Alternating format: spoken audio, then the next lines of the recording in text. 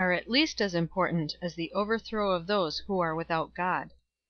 The orthodox Chlodwig is always victorious, while heretical kings come to nothing.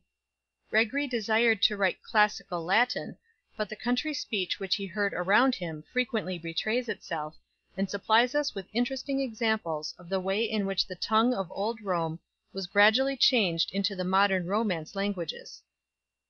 But as the Roman culture in Gaul died out, bishoprics and abbacies fell into the hands of ruder men. Ecclesiastics received benefices from the crown which were a cause of embarrassment; for as the crown often claimed the power of recalling what it had given, a system of grants tended to make the prelates subservient to the king.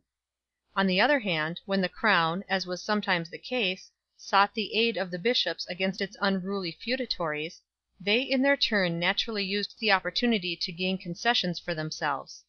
In the election of bishops, the choice of the clergy and people was little regarded, during the Merovingian period, in comparison with the will of the king.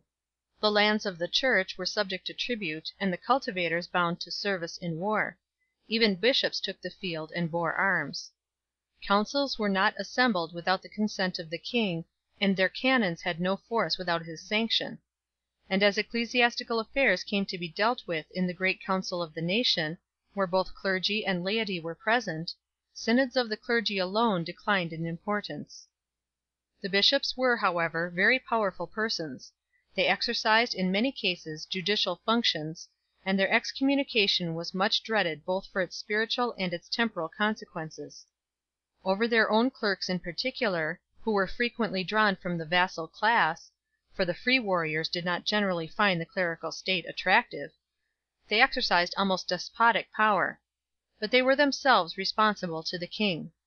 "If one of us," said Gregory of Tours to Chilperic, "turns aside from the way of righteousness, he can be corrected by thee; but if thou turnest aside, who shall admonish thee?"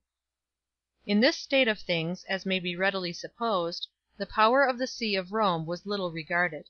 The pope was reverenced as the chief bishop of Christendom, but in the period with which we are now concerned there is little trace of his interference with the Gallican Church. CHAPTER 15.